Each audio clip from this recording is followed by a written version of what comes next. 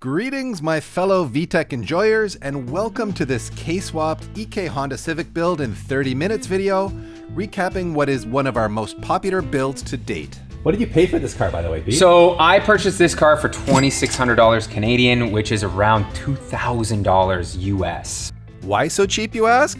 Well, for starters, there was nothing under the hood, and the interior was at best only semi-complete, and what was there, well, wasn't exactly JDM car show ready. And as for the engine we put in it, we actually have a video of me and Dave pulling this exact engine and transmission out of an RSX, and we got it for $800, which is around, or Canadian, which is around $600 US. So the only thing left to do was to get this greasy old K20 cleaned up and get this build underway.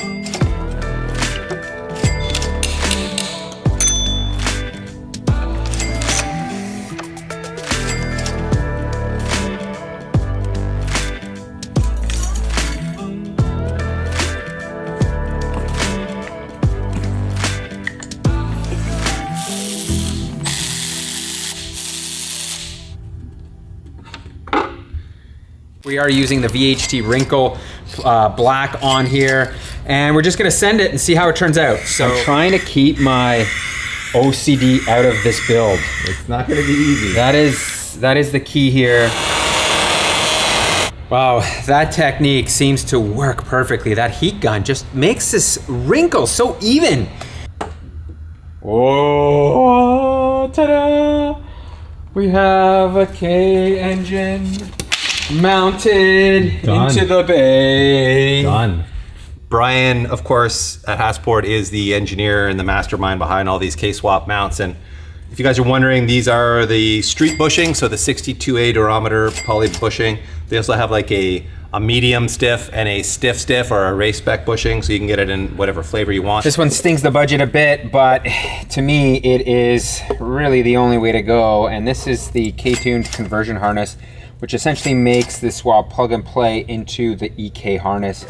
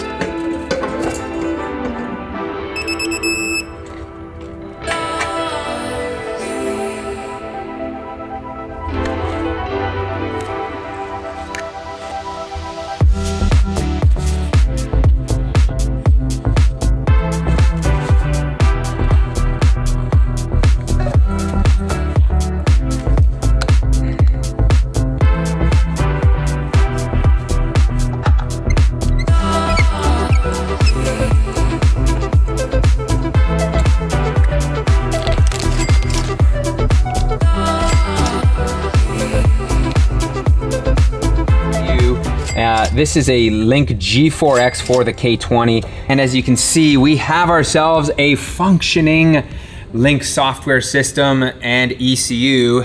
So we are now ready.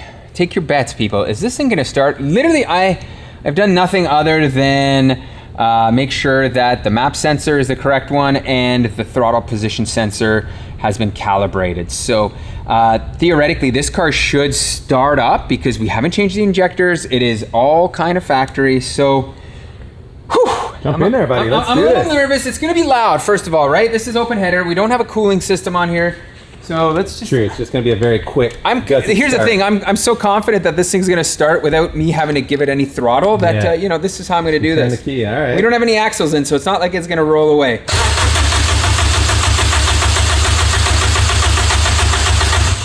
Thinking about No, it. it's... What if it's built... Hold on, let's see. got Fuel fuel pressure. We've got fuel pressure. Not a lot, though. Oh, man. It's only at less than 25 PSI, so let's bump that up a bit here.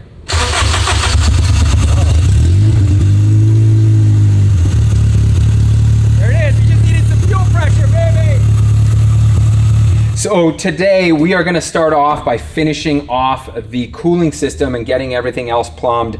The first thing we're going to do is install a traction bar from K20 because, as you can see, we are missing the entire rad support. And normally that would be a bad thing, but because of this, we're going to be A-okay. And I knew this may be a problem, so I did order up a second rad. This is, of course, the same Koyo rad, the V-Series, a 36mm one. And it is for an RSX. What I'll do is I'll return the other one, and I'm gonna keep this one just because of the simplicity of routing. You can see the upper coolant hose here is gonna go on like this. This one also has supports up here, which is gonna make mounting this rad much easier as well. And same thing for the lower coolant hose.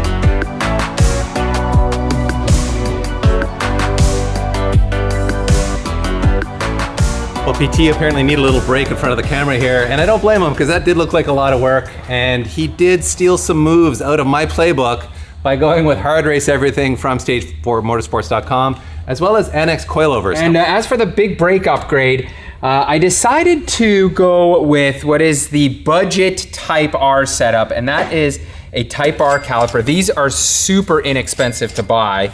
You can get these on Rock Auto. And for a rotor, we are using a base model. I think it's a Mini Cooper. Look at this. Integra sway bar has just arrived. Huge thanks to Gerald and Zion who hooked me up with this. Essentially, it was $20. Thank you guys. I appreciate it so much.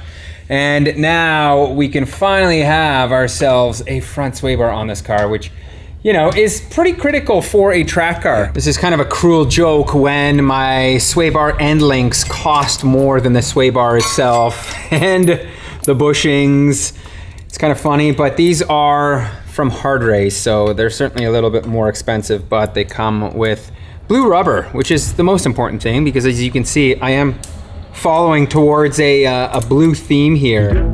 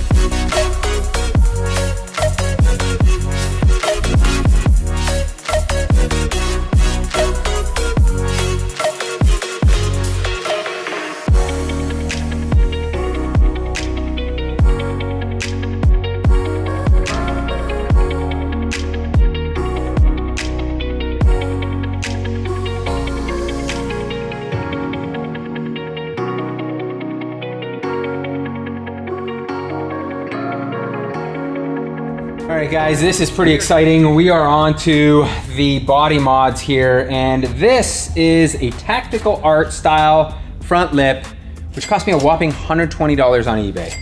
So I wish I could afford the real one, but in this scenario, that is definitely not the case. And really on a track car, you want a disposable lip because it is gonna get trashed, but it's gonna look so cool. 120 bucks, well spent. Much of the same out back here. This is, I don't know, it's maybe a Type R replica, some other type of cheap ABS plastic, both on in the rear. And what EK hatch build wouldn't be without a proper EK9 Civic Type R rear hatch spoiler. It's an OEM unit, picked up for 250 bucks, and oh, dude.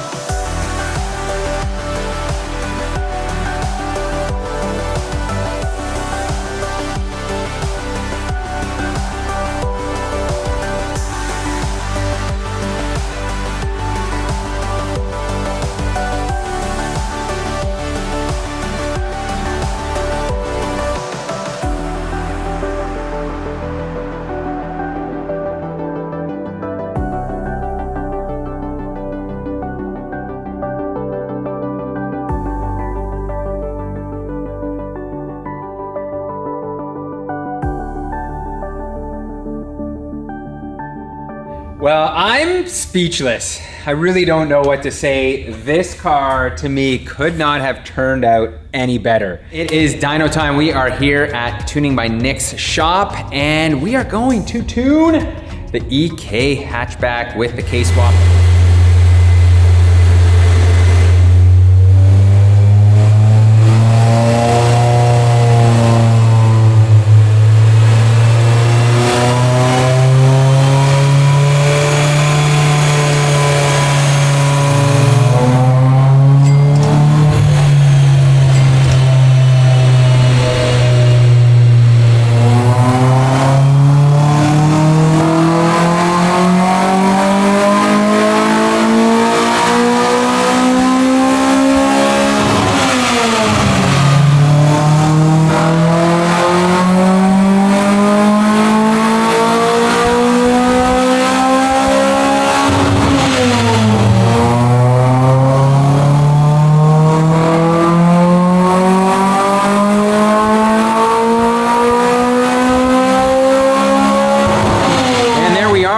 Finished. Man, look at that power figure. Dave had to, run off because he was so scared of the K-motor power that he just had to bail. So I'm behind the camera, but let's chat here. Yeah. What are our peak numbers? So this setup today made 209, almost 210. And 159, almost 160 foot-pounds torque. So at the wheels, and we should mention it is like 90 degrees today. 90. It went over 90 degrees here today. So that's super impressive, but still super impressive for this engine. Very healthy.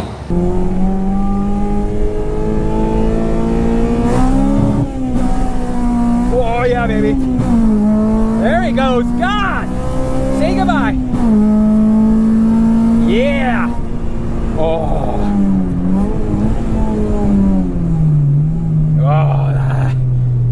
The K20 power, people.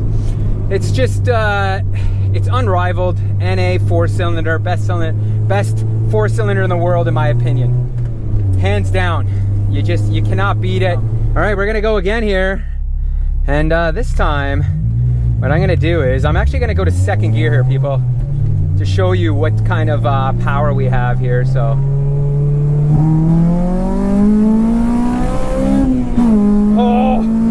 The sound of this car is amazing.